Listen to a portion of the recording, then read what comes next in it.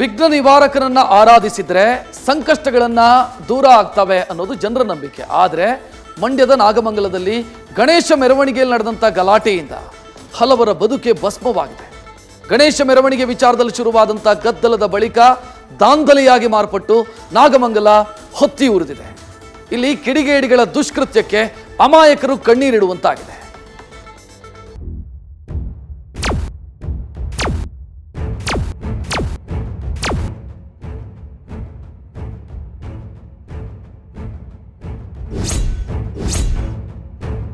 ಒಂದೂವರೆ ಕೋಟಿ ಲಾಸ್ ಆಗೈತೆ ಸರ್.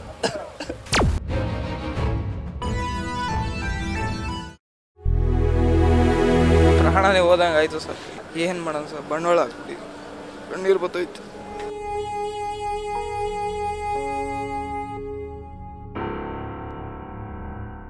ಎಲ್ಲ ಬಡ್ಡಿಗೆ ಸಾಲ 6-7 ಲಕ್ಷ ಬಂಡವಾಳ ಹಾಕಿದ್ದೀವಿ, ಯಾರು ಕೊಡ್ತಾರೆ?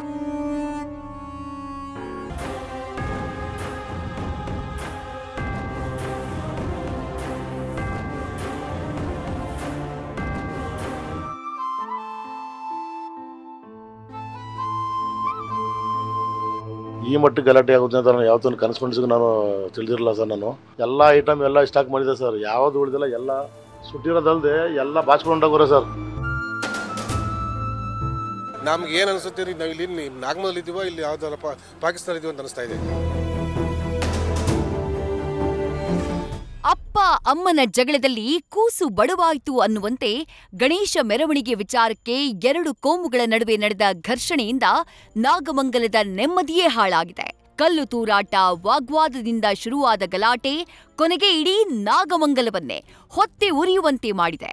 ಯಾರೋ ಹಚ್ಚಿದ ಕಿಡಿ ಹಲವರ ಬದುಕನ್ನ ಸುಟ್ಟು ಬೂದಿ ಮಾಡಿದೆ. ಬದುಕಿಗೆ ದಾರಿಯಾಗಿದ್ದ, ಜೀವನ ಸಾಗಿಸುವುದಕ್ಕೆ ನೆರವಾಗಿದ್ದ ಅಂಗಡಿಗಳನ್ನ ಕಳೆದುಕೊಂಡು ಕಣ್ಣೀರಿಡ್ತಾ ಇದ್ದಂಥ ದೃಶ್ಯ ಮನ ಕಲಕುವಂತಿದೆ.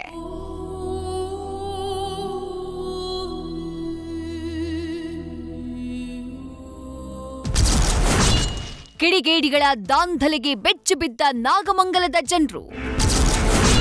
6 ಅಂಗಡಿಗಳಿಗೆ ಬೆಂಕಿ, 13 ಸಣ್ಣ ಪುಟ್ಟ ಅಂಗಡಿಗಳಿಗೆ ಹಾನಿ. ನಾಗಮಂಗಲದಲ್ಲಿ ಕಳೆದ 7-8 ವರ್ಷಗಳಿಂದಾನೂ ಅನ್ಯ ಕೋಮಿನ ಯುವಕರು ಸಣ್ಣಪುಟ್ಟ ಖ್ಯಾತಿ ತೆಗಿತಾ ಇದ್ರು ಅನ್ನೋದು ಸ್ಥಳೀಯರ ಆರೋಪ. ಆದ್ರೆ ಈ ಬಾರಿ ಜಗಳ ತೆಗೀಬೇಕು ಅಂತಾನೆ ಖ್ಯಾತಿ ತೆಗೆದು ಕಲ್ಲು ತೂರಾಟವನ್ನ ನಡೆಸಿ ದಾಂಧಲೆ ನಡೆಸಿದ್ದಾರೆ. ಬಟ್ಟೆ ಅಂಗಡಿ, ಪಾತ್ರೆ ಅಂಗಡಿ, fancy store, bike showroom, footwear shop ಹೀಗೆ ಕಂಡ ಅಂಗಡಿಗಳಿಗೆ ಕೆಲವೊಂದಕ್ಕೆ ಬೆಂಕಿ ಹಚ್ಚಿ ಕೆಲವೊಂದನ್ನ ಧ್ವಂಸಗೊಳಿಸಿದ್ದಾರೆ.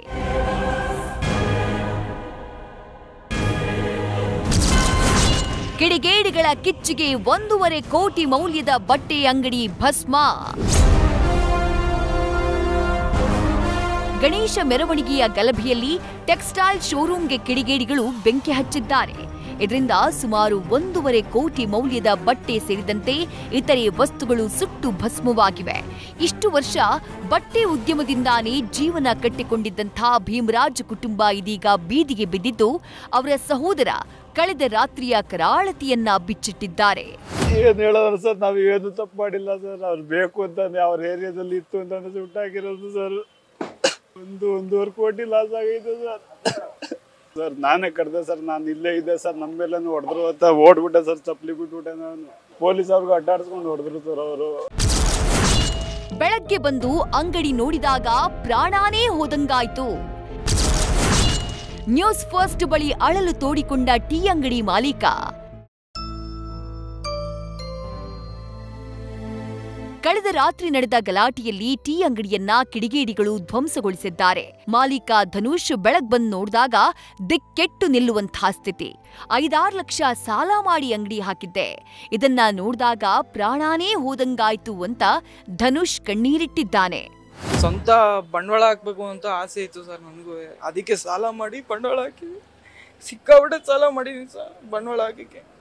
ಸ್ವಂತ ಮಾಡಬೇಕು, ಸ್ವಂತ ನಿನ್ಕೋಬೇಕು ಅಂತ ಮಾಡಿ ಬಂಡವಾಳ ಹಾಕಿದ್ದೀನಿ. ಈ ಥರ ಆಗೋಯ್ತು.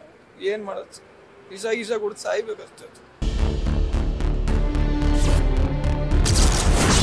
ಬೈಕ್ ಶೋರೂಮ್ಗೆ ನುಗ್ಗಿ ದಾಂಧಲೆ, 8 ಹೊಸ ಬೈಕ್ ಕಳ್ಳತನ. ಇನ್ನು ಮೈಸೂರು ನಾಗಮಂಗಲ ಮುಖ್ಯ ರಸ್ತೆಯಲ್ಲಿ ಪಾಪ್ಯುಲರ್ ಬೈಕ್ ಶೋರೂಂಗೆ ನುಗ್ಗಿರುವಂತಹ ಮುಸುಕುಧಾರಿಗಳು ಹೊಸ ಬೈಕ್ಗಳನ್ನ ಹಾನಿಗೊಳಿಸಿದ್ದಾರೆ. ಸುಮಾರು 8 ಬೈಕ್ಗಳನ್ನ ಕಳ್ತನ ಮಾಡಿ ಬೆಂಕಿ ಹಚ್ಚಿದ್ದಾರೆ. ಶೋರೂಮ್ನ ಸ್ಥಿತಿ ನೋಡಿ ಮಾಲೀಕ ತೀವ್ರ ಬೇಸರ ವ್ಯಕ್ತಪಡಿಸಿದ್ದಾರೆ. ತುಂಬಾ ಬೇಜಾರಾಗ್ತಿದೆ ಸರ್. ಎಷ್ಟು ಚೆನ್ನಾಗಿಟ್ಟಿದ್ದು ನಾವು ಹೊಸ ವೆಹಿಕಲ್ಗಳು, ನಮ್ಮ ಶೋರೂಮ್ ಎಷ್ಟು ನೀಟಾಗಿತ್ತು. ಬಟ್ ಈ ಥರ ಎಲ್ಲ ನಂಗೆ ಸೀರಿಯಸ್ ಆಗಿ ನಾನು ಅನ್ಕೊಂಡಿರಲಿಲ್ಲ ನೋಡ್ತೀನಿ ಅಂತ. ಇನ್ನು ಕೃಷಿ ಉಪಕರಣಗಳ ಅಂಗಡಿಗಳಿಗೂ ಕೂಡ ಕಿಡಿಗೇಡಿಗಳು ಬೆಂಕಿ ಹಚ್ಚಿದ್ದು ಪೈಪ್ ಮತ್ತು ಬೈಕ್ ಭಸ್ಮವಾಗಿದೆ. ಇದನ್ನ ನೋಡಿ ನಾವೇನ್ ನಾಗಮಂಗಲದಲ್ಲಿದ್ದೀವಾ ಅಥವಾ ಪಾಕಿಸ್ತಾನದಲ್ಲಿದ್ದೀವಾ ಅಂತ ಅಂಗಡಿ ಮಾಲೀಕ ಆಕ್ರೋಶ ವ್ಯಕ್ತಪಡಿಸಿದ್ದಾರೆ. ನಮ್ಗೆ ಏನು ಅನಿಸುತ್ತೀರಿ, ನಾವು ಇಲ್ಲಿ ನಾಗಮಂಗಲದಲ್ಲಿದ್ದೀವಾ ಇಲ್ಲಿ ಯಾವ್ದಾರ ಪಾಕಿಸ್ತಾನದಲ್ಲಿದ್ದೀವಿ ಅಂತ ಅನಿಸ್ತಾ ಇದೆ. ಹಿಂಗಾದ್ರೆ ಹೆಂಗೆ ಮಾಡೋದು? ಹಿಂಗೆ ಯಾರು ರಕ್ಷಣೆ ಕೊಡ್ತಾರೆ ಇವರು? ನಮ್ಮ ಊರಿಲ್ಲಿಂದ 4 ಕಿಲೋಮೀಟರ್ ನಮಗೆ ರಕ್ಷಣೆ ಇಲ್ಲ ಅಂದರೆ ಇನ್ನು ಬೇರೆ ಬಂದು ಇಲ್ಲಿ ಬದುಕೋಕ್ಕಾಗತ್ತಾ? ನಾಗಮಂಗಲದಲ್ಲಿ ಕಳೆದ ರಾತ್ರಿ ನಡೆದ ಘರ್ಷಣೆಯಲ್ಲಿ ಕೇವಲ ಹಿಂದೂಗಳ ಅಂಗಡಿ ಮಾತ್ರವಲ್ಲ, ಮುಸ್ಲಿಮರಿಗೆ ಸೇರಿದ ಗುಜರಿ ಅಂಗಡಿಗೂ ಬೆಂಕಿ ಹಚ್ಚಲಾಗಿದೆ. ಇದರಿಂದ ಅಪಾರ ಪ್ರಮಾಣದ ಹಾನಿ ಸಂಭವಿಸಿದೆ. ಮಾಜ್ ಅನ್ನುವರಿಗೆ ಸೇರಿದ ಹಣ್ಣಿನ ಅಂಗಡಿಯನ್ನ ಕೂಡ ಕಿಡಿಗೇಡಿಗಳು ಧ್ವಂಸ ಮಾಡಿದ್ದಾರೆ. ಯಾರೇ ಆಗಿರ್ಲಿ, ಕಿಡಿಗೇಡಿಗಳಿಗೆ ಶಿಕ್ಷೆಯಾಗಬೇಕು, ನಮಗೆ ನ್ಯಾಯ ಸಿಗಬೇಕು ಅಂತ ಹೇಳಿ ನೋವನ್ನ ತೋಡ್ಕೊಂಡಿದ್ದಾರೆ. ನಮ್ಮೂರಲ್ಲಿ ಸಣ್ಣ ಪುಟ್ಟ ಗಲಾಟೆಗಳು ಆಗ್ತಾ ಇತ್ತು ಸರ್. ಅದೆಲ್ಲ ಯಾವ್ದು ಇಷ್ಟು ದೊಡ್ಡದಾಗಿ ಆಗ್ತಾ ಇರಲಿಲ್ಲ.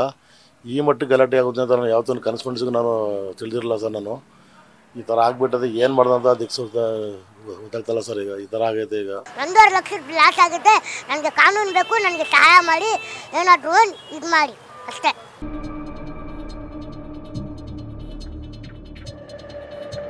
ಕೇಳಿದ್ರಲ್ಲ, ಜೀವನಕ್ಕೆ ಆಧಾರವಾಗಿದ್ದ ಅಂಗಡಿಗಳನ್ನ ಕಳೆದುಕೊಂಡವರ ನೋವಿನ ಮಾತುಗಳನ್ನ.